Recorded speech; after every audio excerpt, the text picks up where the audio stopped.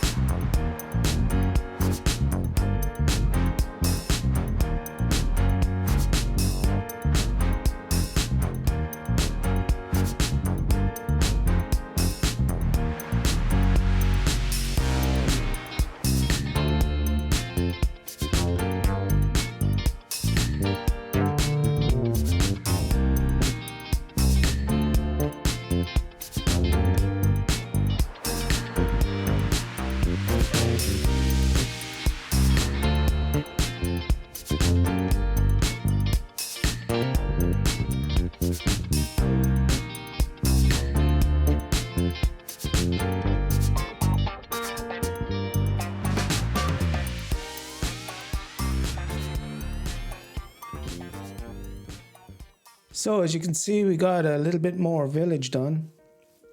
This one is the largest of the buildings that I made, and I think it will make a nice library. What do you guys think? Also, you can see I've done a little banner for our community here. That's the first time I've actually done banners, strangely enough. So be kind. But you know, you can let me know what you think. Over here is the start of a fishing area. A little bit of a difference in the building style. Not too much, it's the same village. And let's go out here with little Mr. Fishy and have a look. Once this is all decorated up and we've got maybe little pontoons, decking areas out here and some decorations around it, it'll look the part, I think. So I'm happy with it so far.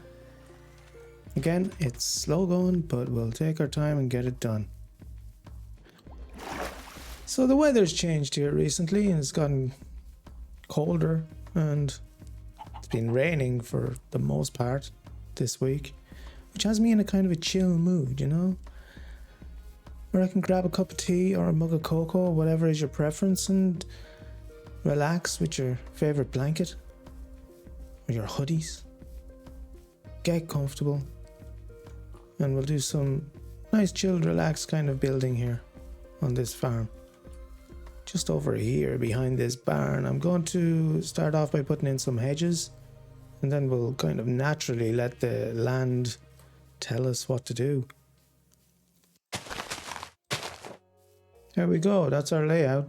I don't know if you can see it all from here. Let me pop up. Pretty big field. But we need a lot of wheat. I think the inside bits will be a little more kempt, you know, a little more kept. Not so many bits poking out inside and not so overgrown. Because the farmer would have taken care of that, right? Cut the hedge back a little bit so that it wouldn't encroach on his wheat. I think that makes sense. Didn't do too bad there. Still have a fair amount of leaves left to do another field, or maybe two.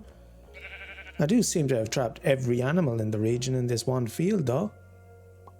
Yeah, not sure what I'm going to do about that. But anyway, the fun begins now because I get to break every leaf block in here and get some seeds. Actually not going to break every block because I'll leave some of this grass around the edge, you know, little untended at the edge where the weeds encroach. I think that'll look a little more natural. Leave these flowers here, you know, little bits that they couldn't get to or that has started to creep in from the hedges. We'll see how that looks. Little tip for anybody who's considering doing fields this way, kind of more natural and leaving the landscape the way it is. Leave your blocks of grass just below a dip and above it, and plant your plants, your crops next to them. But this block here, just leave it free. Because as you're going around, if you're actually going to use this field and harvest wheat or whatever crop you've got in there, you'll find that every time you hop down from one of these ledges or jump back up, there's a good chance you're going to trample your crops. So if you have a little verge here, that stops that happening and stops a lot of frustration. Okay, that's it cleared.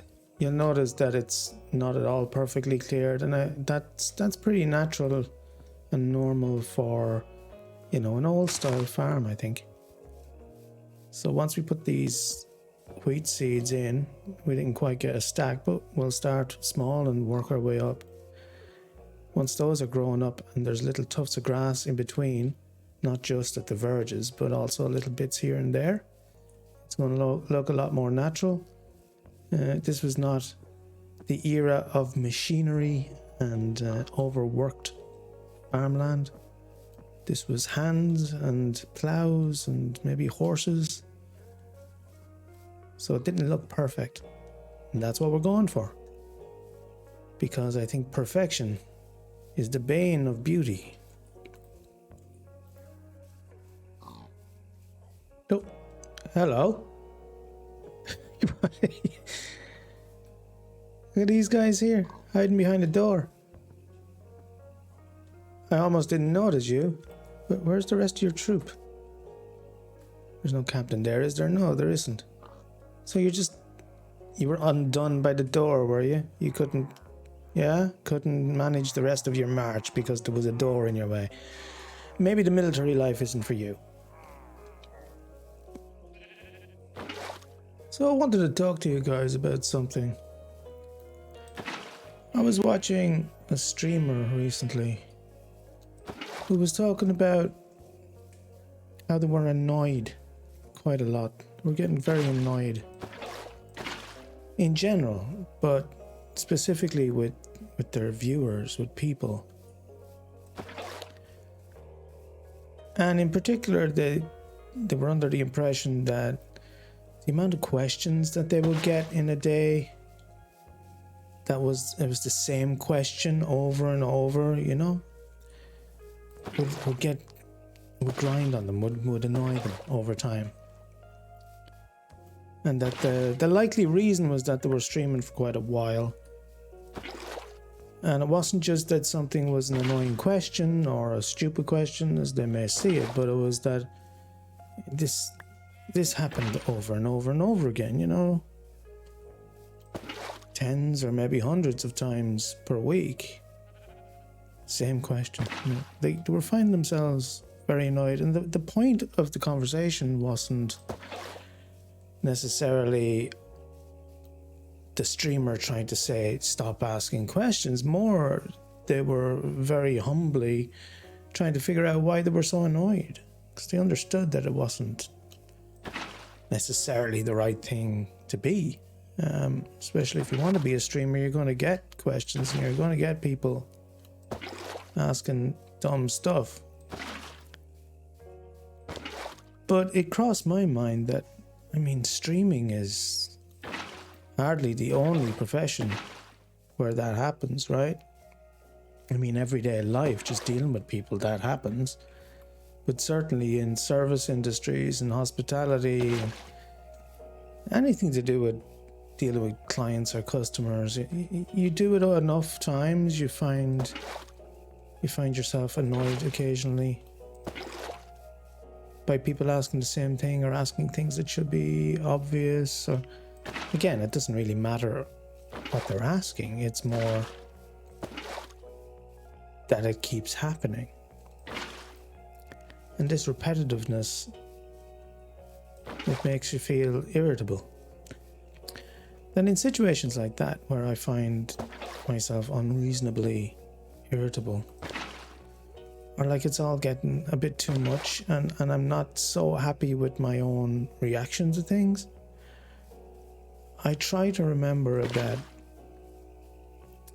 the only person in this world that I can control is yours truly, right?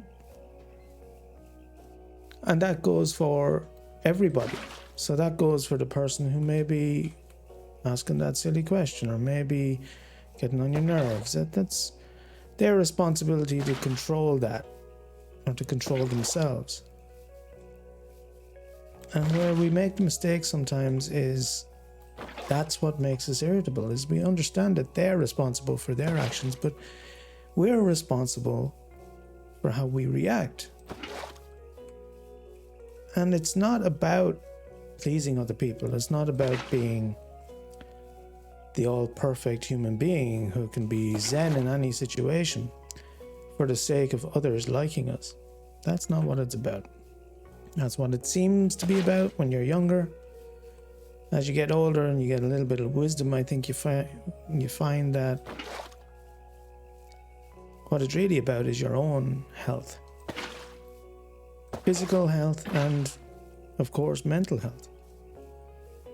Because when you practice this, and I promise you, it is practice. It's not just something you discover and then it's all good. You have to, when you find yourself in those situations, you have to think about this like a little mantra and say, what am I going to do? Hey, listen, even if somebody is being annoying, even purposefully, which doesn't happen very often. Most of the time people don't want to annoy other people. But if they are, if there's a troll out there trying to annoy you, that's their problem. And if you react for yourself and for your own good of your own health with calmness, or you walk away, or you smile pleasantly and tell them not today, thank you, or you deal with the situation and take a deep breath and walk off in a calm manner. None of that is for them necessarily, though it will reflect on them. They might be a better person for the rest of that day, but for you, you've been a better person already and you feel better, I think, immediately. Just a little bit, but every time you do it, it adds up until you get into the habit of it over time. There's no magic cure-all for stress or mental health issues. Certainly, I am no expert, and I do not offer any advice on mental health issues.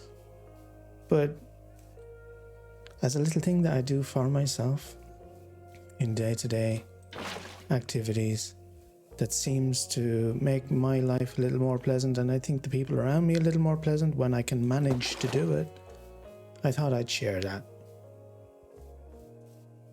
Time to pop in some granite slabs over the water, cover it up, and to make harvesting the wheat a little easier.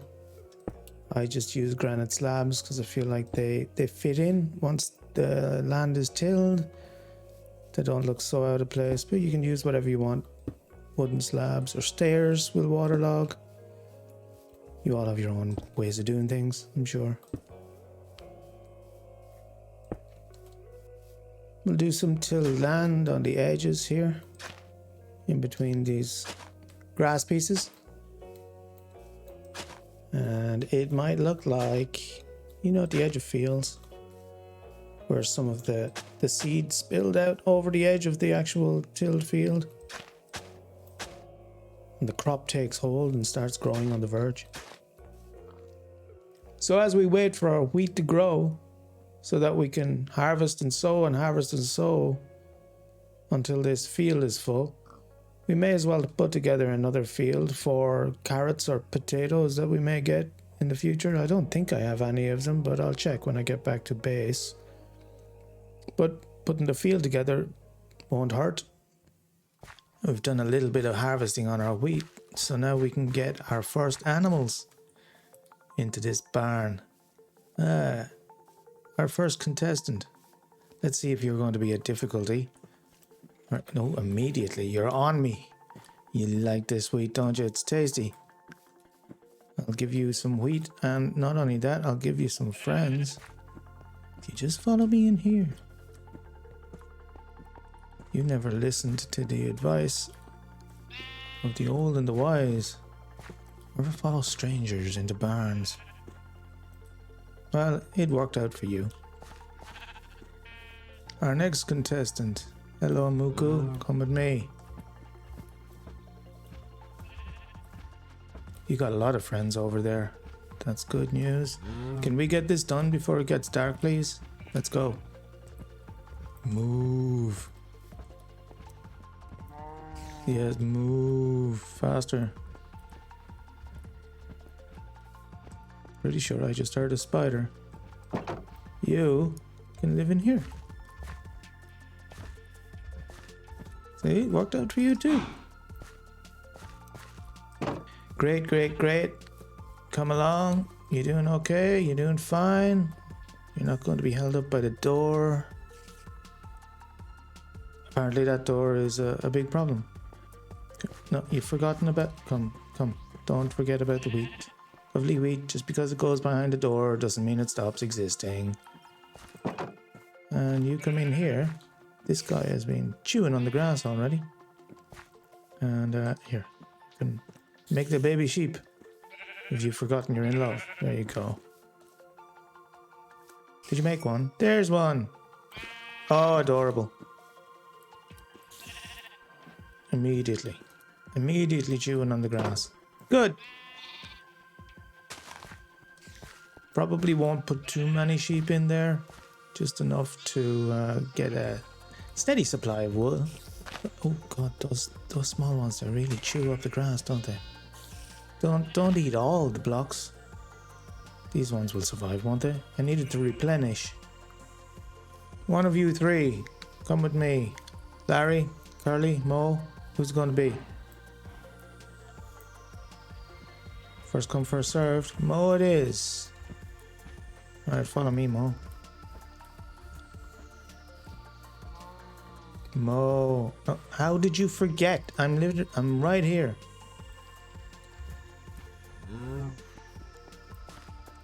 No, Mo. Don't just wander off.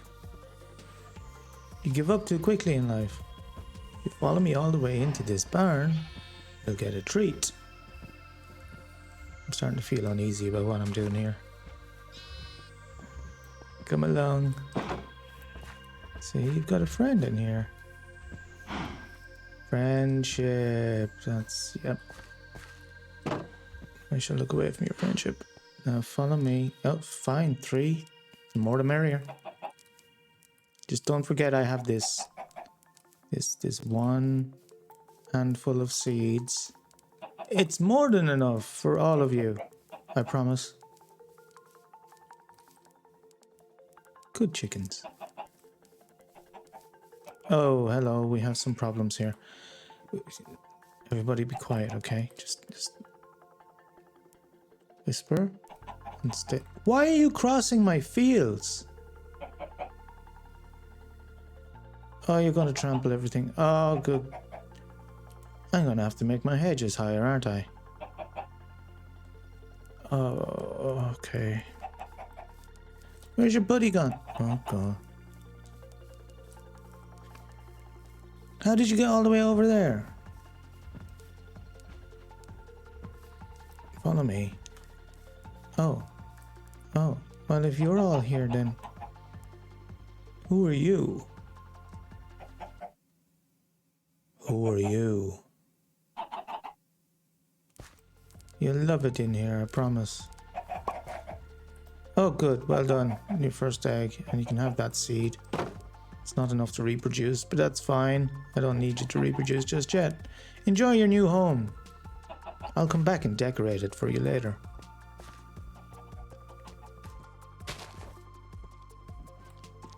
You want some wheat? And then they...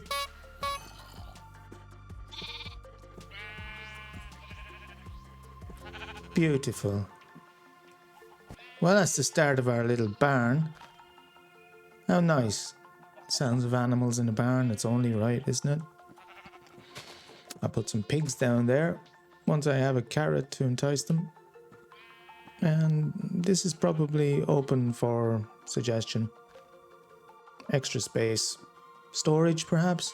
That might be a good idea if I put some chests and things here.